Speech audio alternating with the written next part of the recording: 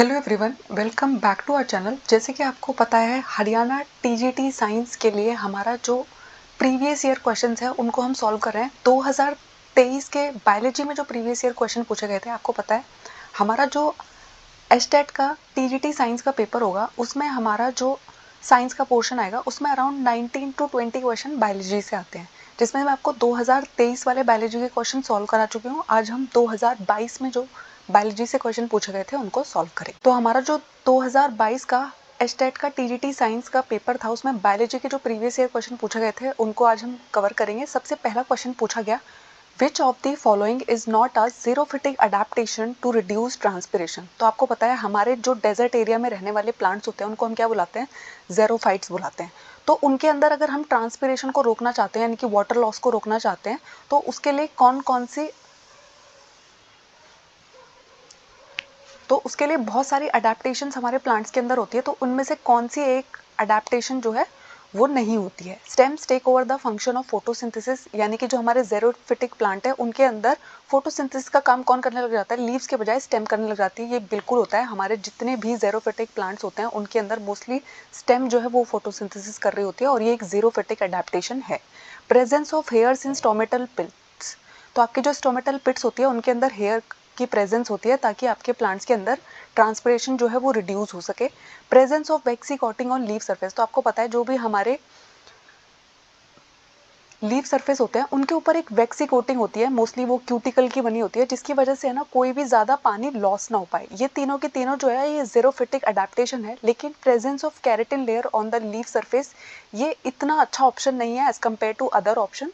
तो यही हमारा आंसर है कि presence of keratin layer on the leaf surface is not a xerophytic adaptation to reduce transpiration.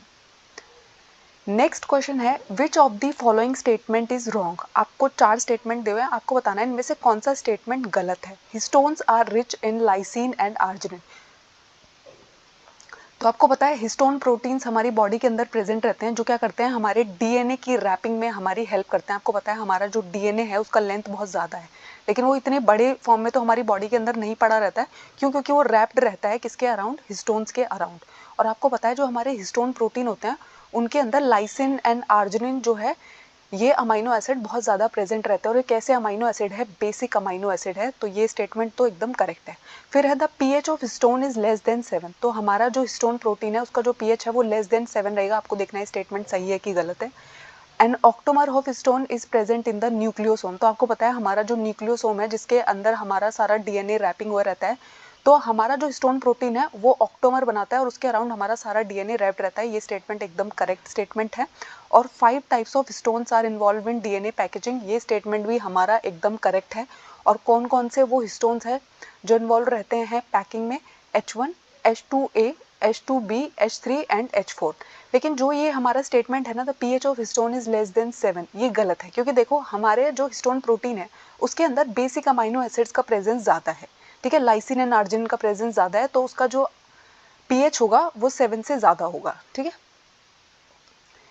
Next question है, which of the following is not a member of kingdom Monera. तो आपको पता है हमारा जो डाइवर्सिटी चैप्टर होता है और हमारा जो क्लास 11th में डाइवर्सिटी का चैप्टर 2 है जिसके अंदर हमें डिफरेंट डिफरेंट किंगडम्स के बारे में पढ़ना है। तो वहाँ से क्वेश्चन पूछा गया है कि मोनेरा किंगडम का मेंबर कौन नहीं है, blue green algae, mycoplasma, slime mould या फिर मिथेनोजेंस। तो आपको पता है हमारी जो किंगडम मोनेरा है इसके अंदर है ना सोल मेंबर कौन होता है, बैक्टीरिया होता है, यानी कि हर टाइप के जो बैक्टीरिया है वो किसके अंदर प्लेस्ड है, हमारी मोनेरा के अंदर प्लेस्ड है। और आपको पता है ब्लू ग्रीन एल्गी जिसको हम साइनोबैक्टीरिया भी कहते हैं वो तो डेफिनेटली हमारी मोनेरा का मेंबर होता है। माइकोप्लाज्म ऐसे बैक्टीरिया जो स्मॉलेस्ट सेल भी है और इनके पास सेल वॉल नहीं होती और ये ऑक्सीजन के बिना भी सर्वाइव कर जाते हैं, इनको हम क्या बोलते हैं, माइकोप्लाज्म बोलते हैं, और ये भी हमारी मोनेरा किंगडम के अंदर प्रेजेंट होते हैं। मिथेनोजेंस ऐसे बैक्टीरिया जो आपको ऐसी जगह पर मिलते हैं जैसे कि हमारे मार्शी एरिया होते हैं या फिर हमारे जो रूमिनेंट एनिमल्स होते हैं, कैटल्स होते हैं, उनके गट के अंदर ये प्रेजेंट होते हैं। ये भी हमारे बैक्टीरिया फैमिली के मेंबर है, मोनेरा फैमिली के मेंबर है। लेकिन जो स्लाइम मोल्ड्स होते हैं, स्लाइम मोल्ड्स किसके अंदर प्रेजेंट होते हैं, प्रोटिस्टा फैमिली के अंदर प्रेजेंट होते हैं, तो इसलिए स्लाइम मोल्ड्स इसका पार्ट नहीं होते। लेकिन ब्लू ग्रीन एल्गी हो, माइकोप्लाज्म हो, मिथेनोजेंस है, वो सब किस फैमिली के मेंबर है, किंगडम मोनेरा के। नेक्स्ट क्वेश्चन है select the essential part of a flower using the codes given below. आपको है ना एक फ्लावर के डिफरेंट डिफरेंट पार्ट्स दिए हैं, आपसे सबसे इंपॉर्टेंट पार्ट पूछा गया है पेटल्स, पिस्टल, पेड्यूसल, स्टेमन्स या फिर sepals. ANE, ANC, BND, CND। तो आपको पता है जो फ्लावर्स होते हैं वो हमारे एंजियोस्पर्म के अंदर रिप्रोडक्टिव ऑर्गन का रोल प्ले करते हैं। अब देखो ये सारे के सारे पार्ट्स ही हमारे फ्लावर में प्रेजेंट होते हैं, लेकिन उन्होंने बोल दिया एसेंशियल पार्ट। ऐसे कौन से पार्ट है जिसके बिना फ्लावर जो है वो रिप्रोडक्टिव रोल कर ही नहीं पाएगा? तो आपको पता है जो हमारी पिस्टल होती है और स्टेमन होते हैं, यानी कि female reproductive part and male reproductive part, वो एक फ्लावर के अंदर होने सबसे ज़्यादा ज़रूरी है, तभी तो उसका जो सबसे मेजर फंक्शन है रिप्रोडक्शन वो पूरा हो पाएगा। इसलिए हमारा आंसर क्या होगा? B&D होगा। वैसे ये सब पार्ट्स है लेकिन उन्होंने एसेंशियल पार्ट की बात की है, इसलिए हमारा आंसर क्या हो जाएगा? Pistol and स्टेमन। पिस्टल क्या होती है? फीमेल रिप्रोडक्टिव ऑर्गन होती है, और स्टेमन क्या होता है? मेल रिप्रोडक्टिव ऑर्गन होता है। नेक्स्ट क्वेश्चन है which of the following statement is totally wrong about the occurrence of notochord while the other 3 are correct. तो उन्होंने आपको 4 स्टेटमेंट दिए हैं, उन्होंने पूछा है एक ऐसा स्टेटमेंट है जो बिल्कुल गलत है, बाकी के स्टेटमेंट जो है वो करेक्ट है। तो आपको इनकरेक्ट स्टेटमेंट पहचानना है। It is present only in the tail of ascidian larva. तो ये हमारा करेक्ट स्टेटमेंट है कि एस्कीडियन लार्वा के अंदर हमारी नोटोकॉर्ड प्रेजेंट होती है। It is replaced by a vertebral column in the adult toad. तो जो हमारा अडल्ट टोड होता है उसके अंदर नोटोकॉर्ड किस में कन्वर्ट हो जाती है? वर्टिबल कॉलम में कन्वर्ट हो जाती है। ये भी बिल्कुल सही बात है। It is not persistent throughout life in chondrocytes. तो आपको पता है कॉन्ट्रियोसाइट हमारे किस फैमिली के मेंबर होते हैं?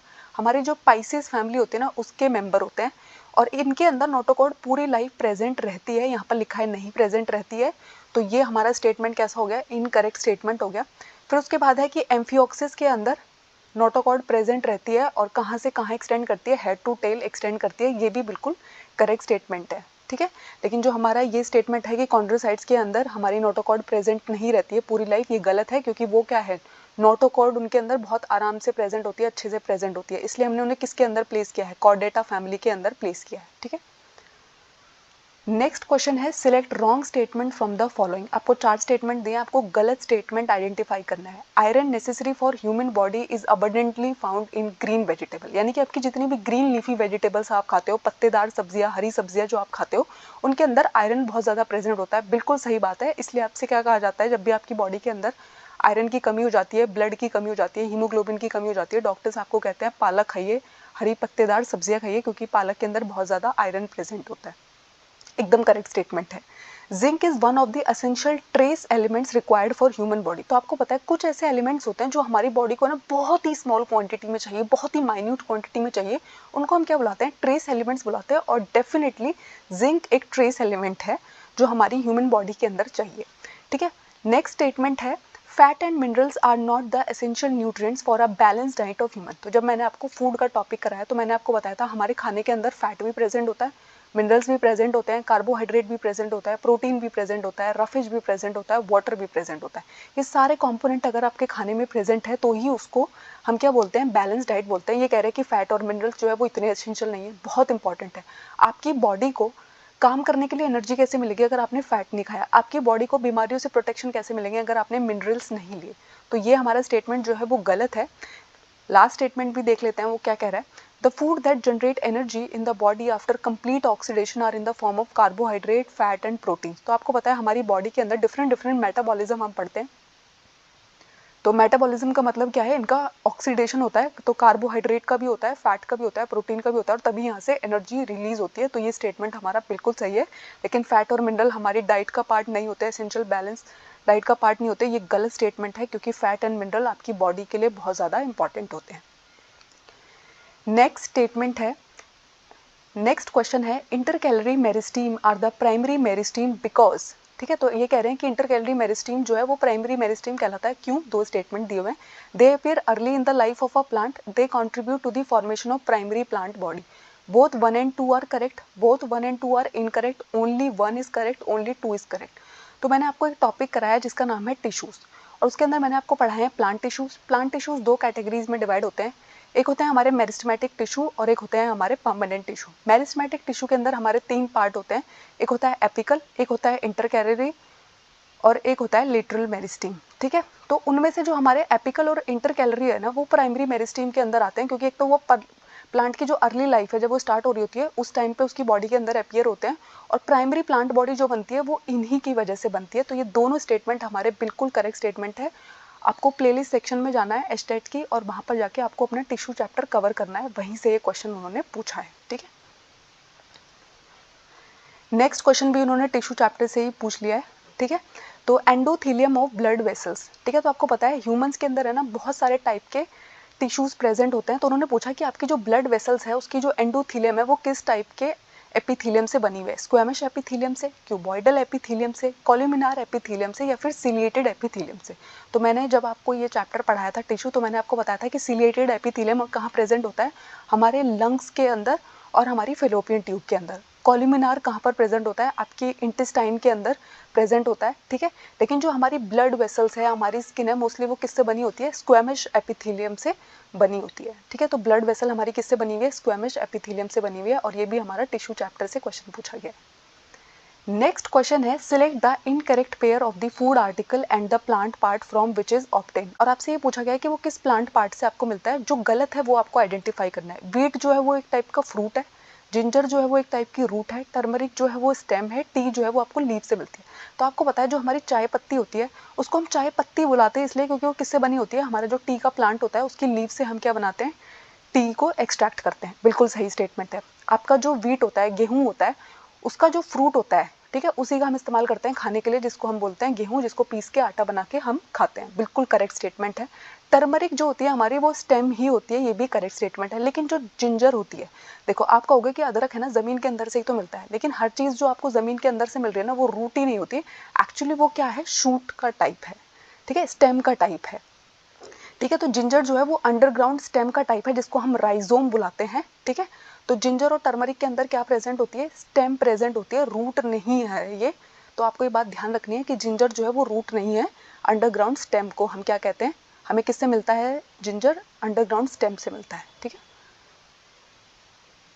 नेक्स्ट है consider the following statement in reference to green manure and select the incorrect statement about the codes given below. तो जब मैंने आपको हरियाणा टेट के लिए बायोलॉजी पढ़ाई है तो उसमें मैंने आपको एक चैप्टर कराया है जिसका नाम है इंप्रूवमेंट इन फूड रिसोर्स, जिसके अंदर मैंने आपको टाइप्स ऑफ मैन्योर पढ़ाए थे, और वहाँ मैंने आपको ग्रीन मैन्योर भी पढ़ाया है। ठीक है, तो green manure is rich in organic matter and nutrients. तो मैंने आपको बताया था कि ग्रीन मैन्योर जो है वो ऑर्गेनिक मैटर में बहुत ज़्यादा रिच होता है। एकदम करेक्ट स्टेटमेंट है, आपको इनकरेक्ट स्टेटमेंट आइडेंटिफाई करना है। Green manure is primarily use to enrich the soil in phosphorus. ये कह रहे हैं कि आप है ना ग्रीन मैन्योर का इस्तेमाल सिर्फ किस लिए करते हैं कि आपकी सॉइल जो है वो फॉस्फोरस में रिच हो जाए।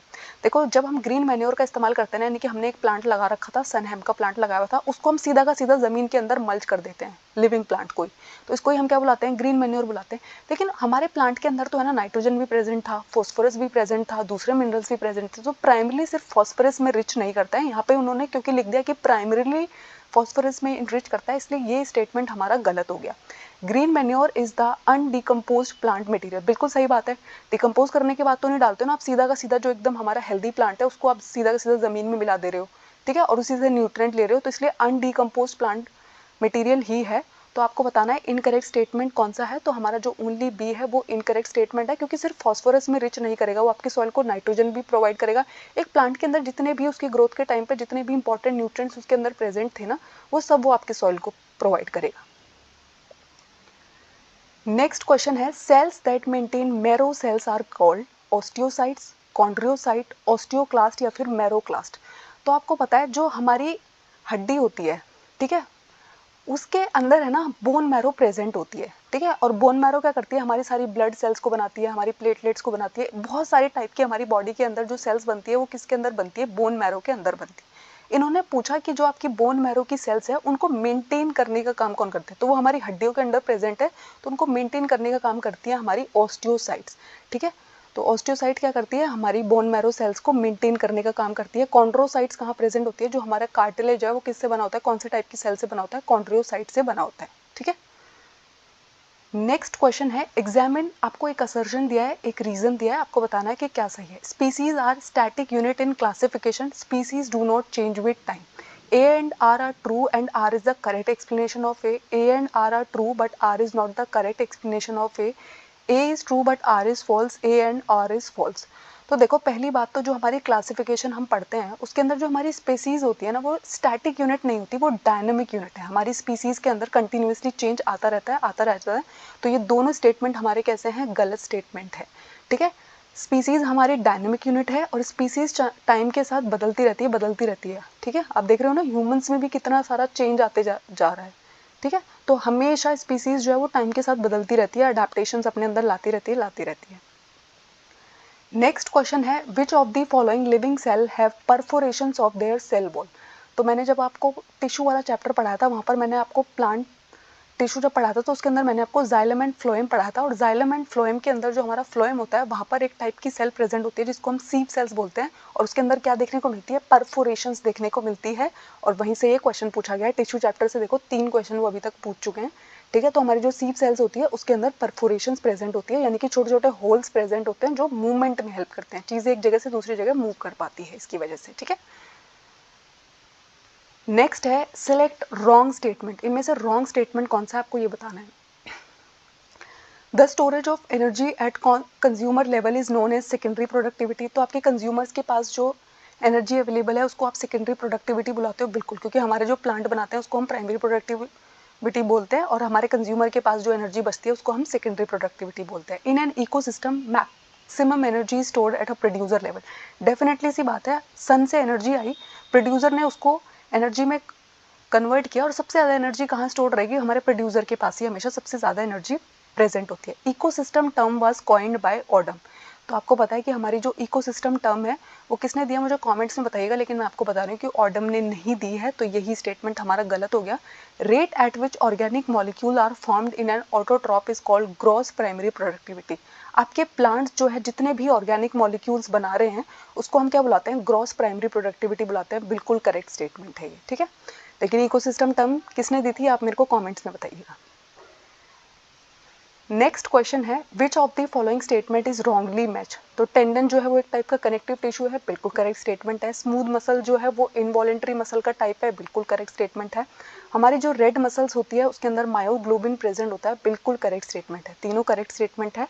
जो हमारा ट्रोपोनिन है वो फाइब्रस प्रोटीन होता है, लेकिन ये हमारा कैसा प्रोटीन है, ग्लोबुलर प्रोटीन है। ठीक है, तो troponin is a globular protein, तो यही स्टेटमेंट हमारा क्या है, गलत स्टेटमेंट है।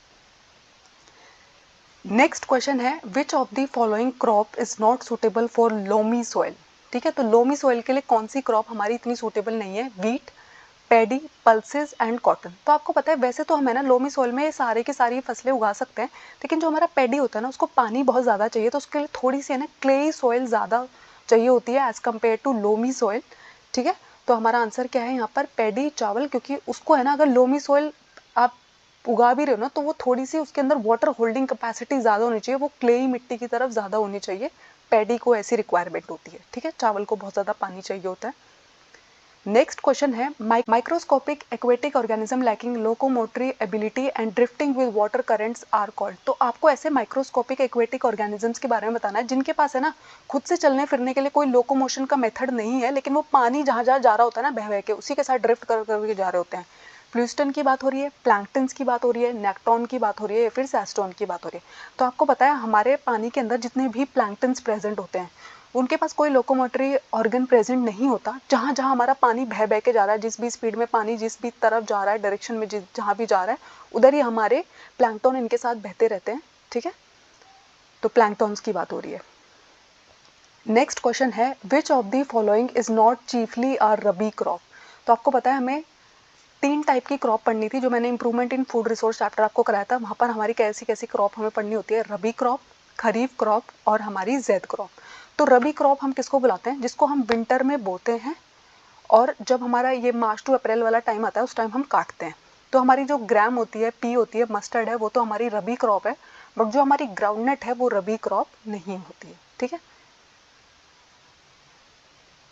नेक्स्ट क्वेश्चन है इन fluid mosaic model of plasma membrane. तो आपको पता है हमारा जो फ्लूइड मोज़ैक मॉडल है वो किसने दिया है, सिंगर एंड निकोलसन ने दिया है। उसके बारे में 4 स्टेटमेंट दिए हैं, आपको करेक्ट स्टेटमेंट आइडेंटिफाई करना है। Upper layer is non polar and hydrophilic, polar layer is hydrophobic, phospholipids form a bilayer that provide fluidity, proteins form the middle layer. तो आपको पता है फॉस्फोलिपिड से बनी होती है मिडल लेयर। फॉस्फोलिपिड जो है वो एक बायलेयर फॉर्म करते हैं, और फ्लूइडिटी जो हमारी प्लाज्मा मेम्ब्रेन के पास सारी फ्लूइडिटी है उसको कौन प्रोवाइड करता है? फॉस्फोलिपिड्स ही प्रोवाइड करते हैं। यही स्टेटमेंट हमारा करेक्ट स्टेटमेंट है। बाकी सब में थोड़ी थोड़ी गलती हो रखी है इसलिए वो गलत है, जैसे कि proteins form the middle layer, नहीं, फॉस्फोलिपिड्स फॉर्म द। ठीक है, तो ये स्टेटमेंट हमारा क्या है?